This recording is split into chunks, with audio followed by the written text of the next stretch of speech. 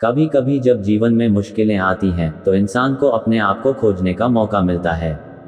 इसी तरह एक बार एक गांव में एक युवक अपने जीवन में अथाह क्षोभों का सामना कर रहा था। उसका नाम था रामू। रामू को लगता था कि वह अपने जीवन में सच्चाई की खोज में उलझा हुआ है। वह संतों की सोच और उनकी बातों को सुनता था, लेकिन फिर भी उसका मन शांत नहीं था। एक दिन रामू गांव के पास एक समुद्र के किनारे पहुंचा।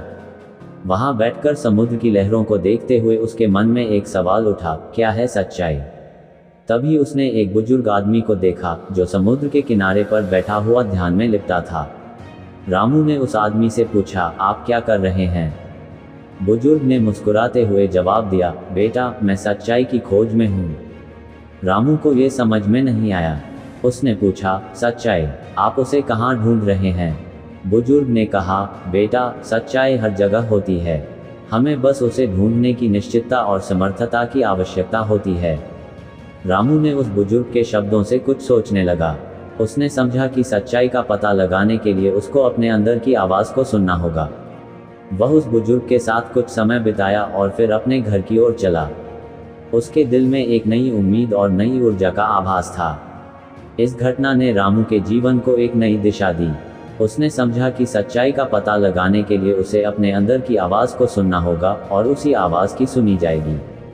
रामू ने उस दिन से अपने जीवन को समर्पित कर दिया और सच्चाई की खोज में अपने आप को पाया।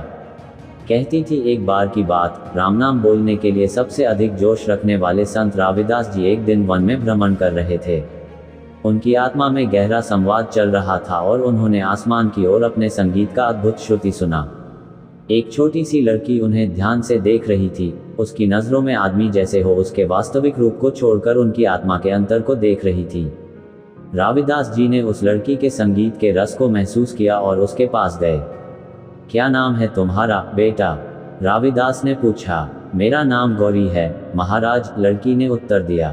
तुम्हारा संगीत बहुत प्रभावशाली है गौरी, तुम्हें किसने ये सिखाया? मेरे पिताजी ने मुझे संगीत का ध्यान दिया महाराज। रविदास ने उसके संगीत के प्रति उत्साह देखा और उससे कहा, तुम्हारा संगीत तुम्हारे आत्मा का एक प्रतिबिंब है, तुम्हें अपने अंतर के ध्वनि का सम्मान करना चाहिए। इस प्रेरणादायक मिलन के बाद गौरी ने अपने संगीत को और भी प्रभावशाली बनाया और लोगों के दिलों में राम के नाम की महिमा को गा रही थी। रविदास जी की इस छोटी सी मुलाकात ने गौरी के जीवन को पूरी तरह बदल दिया। ये थी एक नई कहानी संत रविदास जी के उत्कृष्टता और उनके प्रेरणादायक संदेश के साथ।